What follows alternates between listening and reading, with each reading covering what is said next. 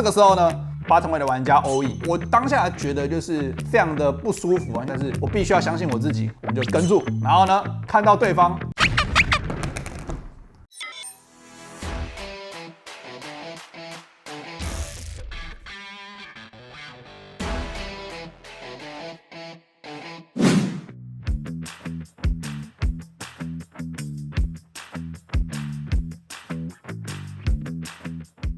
Hello， 大家好，我是小 P， 跟大家回顾一下这一次的 WPT 的第一天的主赛事的状况，究竟发生了哪些有趣的手牌。首先呢，我上桌的时间呢是在300、500的盲注级别啊。为什么这个时候上桌呢？原因是因为我们的这个超级豪客赛呢刚出局，所以呢我出局了，稍微这个买个东西喝一下啊，休息一下，上个厕所之后呢，直接就上桌。那这是一个3万的起始筹码，一开始的盲注级别呢，我们上桌的时候是300、500。然后呢，第一手比较有意思的手牌是什么手牌呢？就是我是起始筹码的状况啊，这位对手呢在 low 价位加注到1200，bottom 位的玩家跟注，然后我在小盲位我拿到了 A10梅花。那我觉得这手牌呢有几个状况可以我觉得如果说以翻牌前来说，如果说这手牌呢可不可以考虑3次下注，我觉得是可以。但我现在在进行一些现场比赛的时候呢，我会尽量的让自己进行到翻牌之后，尤其是进行一个就算是没有位置的翻牌，我觉得也是可以接受的。尤其是我觉得如果大盲位的玩家可能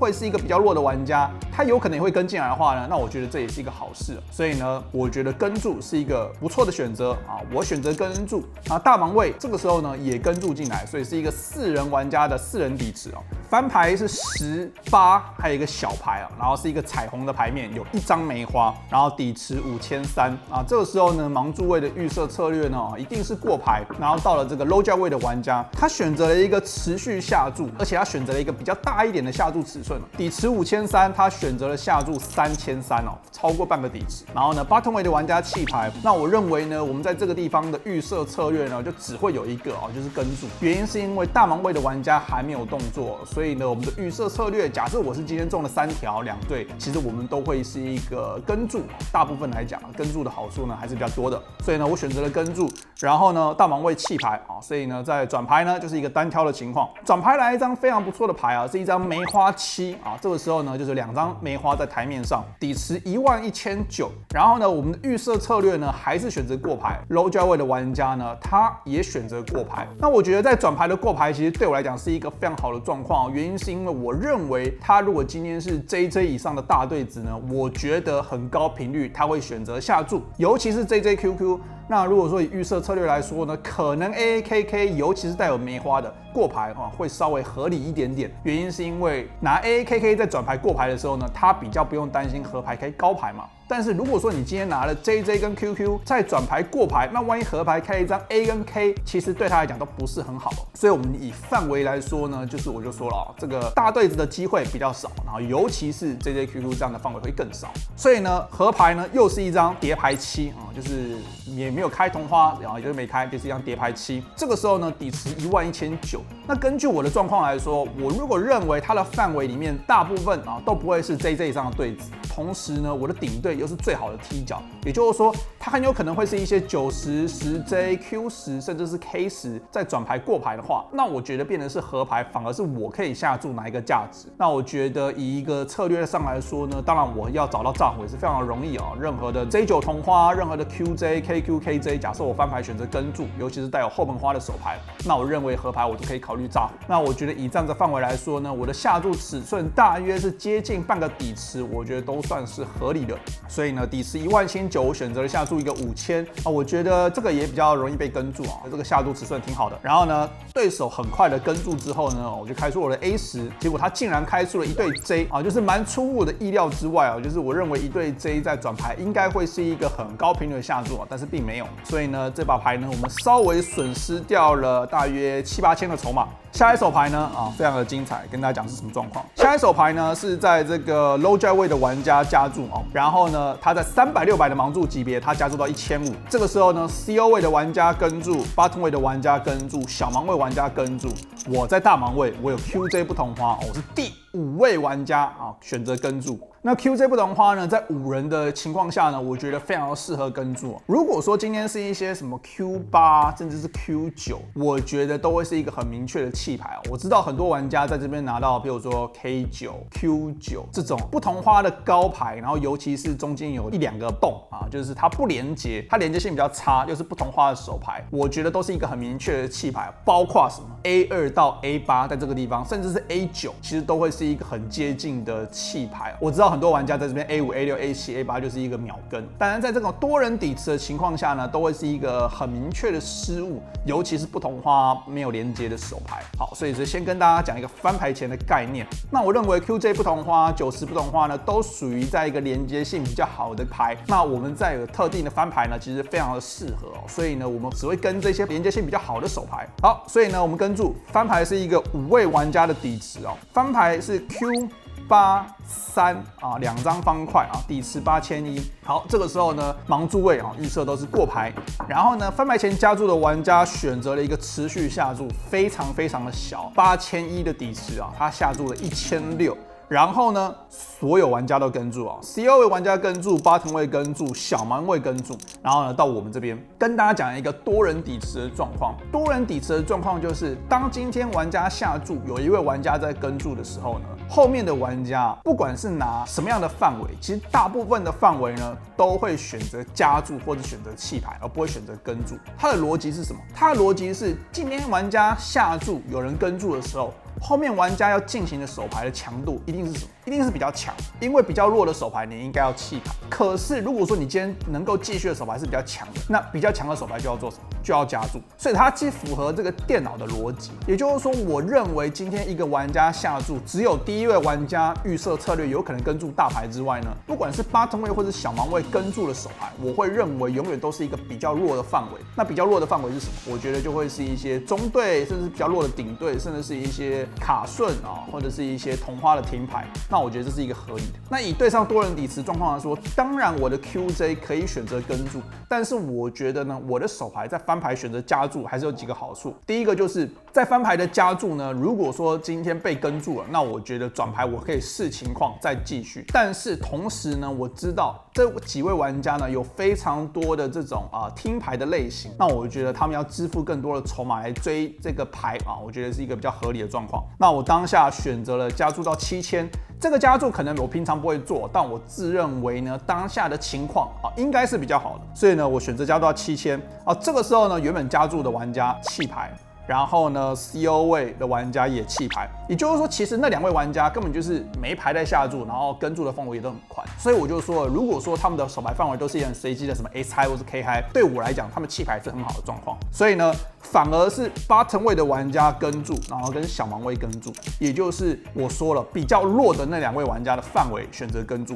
那对我来讲是一个非常好的状况，因为我说什么 low 价位下注 ，CO 位跟注的时候呢，后面的玩家跟注绝对不会有2队。绝对不会有3条，然后大部分都是一些同花听牌。为什么？因为我认为这2位玩家怎么可能有人下注，有人跟注之后呢，他拿了大牌用跟注，这不符合逻辑嘛？就他今天中3条，他今天中2队，他一定是加注。所以当今天bottom位跟注跟小盲位跟注的时候呢，我就能够排除说他们的范围最强就是一个顶队，然后呢不会有2队，不会有3条，大部分会是一些同花听牌，或者是卡顺，或者是双头顺，但这个翻牌没有双头顺，所以我觉得同花听牌是比较有机会的。这个时候呢，转牌是一张无关紧要的2也没有开同花，然后这时候呢，小盲位过牌。那我的策略呢，其实我觉得很明确，就是我可以第一个价值下注，第二个就是呢，我过牌，然后看他会不会炸，我就抓炸。那我很明确就是我不会弃牌当下呢选择了过牌，底池32300，我选择了过牌，然后呢，反而是这个bottom位的玩家选择下注6000非常小的下注这手牌起始筹码我大约只有25000，然后呢，大约是40个大盲的状况，然后他们都比我多所以因为我是起始筹码。所以呢，小盲位跟注6000，那我在这边的话，我觉得加注有加注的好处，但我觉得跟注会是一个不错的策略。我们很明确的就是一个抓炸红，合牌也是一张无关紧要的4非常好的合牌，然后底池50300。这个时候呢，小盲位过牌，大盲位我当然就过牌，我看他会不会炸红。好，这个时候呢 bottom 位的玩家 all in， 然后呢小盲位的筹码量大约有13000，我呢就剩下1万。我当下觉得就是非常的不舒服啊，就是他是不是真的有机会有大牌？但是我们就是要干嘛？我们就是要相信自己的直觉，我们要相信说今天他在翻牌跟注的时候，他的范围就是比较弱。但实际上会让我比较纠结，觉得比较困难的是，他真的有可能在合牌两位筹码都不多的情况下 all in 的炸胡吗？这是一个最直觉的问题。但是我必须要相信自己的直觉，就是翻牌跟注啊，我就认为不会有大牌，或者是至少很高的几率是这样子嘛。因为扑克没有一个绝对，扑克就是很大的机会，你觉得对方在炸胡，那你就要跟注。当然你遇到大牌的时候，我不会说就是抓错，因为我们要猜的就是一个大部分的状况，只要我们大部分是符合我们的逻辑，我们大部分都会是做对的决策。所以呢，我就觉得好像花一点时间稍微想一下，但是我必须要相信我自己，我们就跟住，然后呢，看到对方3条8。3条8他为什么3条用跟注的？不合道理嘛，因为他在那边怎么可能2张方块一个再下这么小的注，然后他怎么可能这样跟注？这怎么会这样子打？所以就是不能相信自己，不能相信自己，不能相信自己，也不能相信对手，因为你的对手呢，也不是照一个预设策略打，他可能也不知道预设策略是什么，他可能觉得就是我中了3条8，我就不希望对方走。很多人会讲我就慢慢打这样子。对我就输了，所以我们呢很快的就重买了。重买呢一上桌进行了几手牌，然后呢这个400、800基本上没玩什么牌，然后呢下一个盲注级别是500、1000。发生的状况呢是弃牌到我在 bottom 位，我有18400，大约是18个大盲左右。那我们拿到了1对2。那我认为呢这边1对2呢有很多玩家可能不知道怎么做。首先呢1对2到1对5左右，我觉得低于20个大盲在 bottom 位呢，我觉得电脑最好的做法也是我觉得最好的做法，就是直接 all in。那直接 all in 的好处是因为当我们今天加注了被玩家 all in 的时候呢，我们可能必须要跟注，但是呢，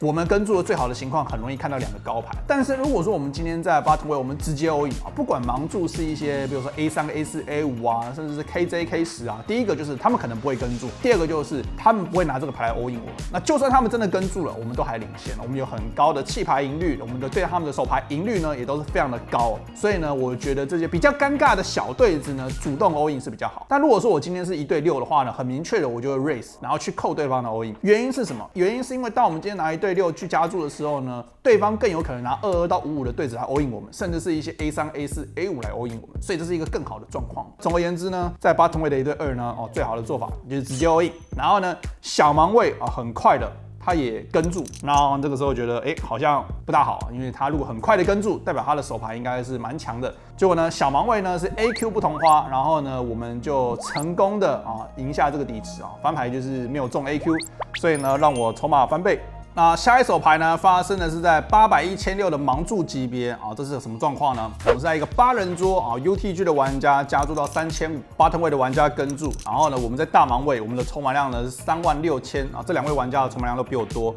那我们拿到了 K10红桃。那 K10红桃在这个地方呢，以一个预设策略来说呢，大约20几个大盲，其实是可以考虑翻牌前的 all in 但是我就说了，我们参加现场比赛，我们会尽量的进行到翻牌之后来增加我们自己的这个比较有优势的机会所以我选择了跟注。好，翻牌是 J19 Rainbow， 底池12900这时候呢，我们预设策略呢，我会选择过牌。然后呢，翻牌前加注的玩家呢，他也选择过牌，但我认为以对他来说呢，他还是有可能有强牌选择过牌这是没有什么问题的。然后呢，反而是这个 bottom 位的玩家选择了下注6000，大约是接近半个底池。然后呢，这个时候呢，我们的手牌应该是一个很明确的继续。我们这边的话，我觉得不会考虑加注应该是一个很高频率的跟注。然后我们的手牌呢非常的不错，中了一个中对，还有一个卡顺所以我们赢他的炸胡。然后呢，我们如果落后的话，我们都还有足够的 odds， 所以我们可以看一个转牌。这个时候呢，我选择了跟注之后呢，原本的加注的玩家弃牌所以到转牌是一个单挑的状况。好，转牌来了一张非常好的牌，来一张10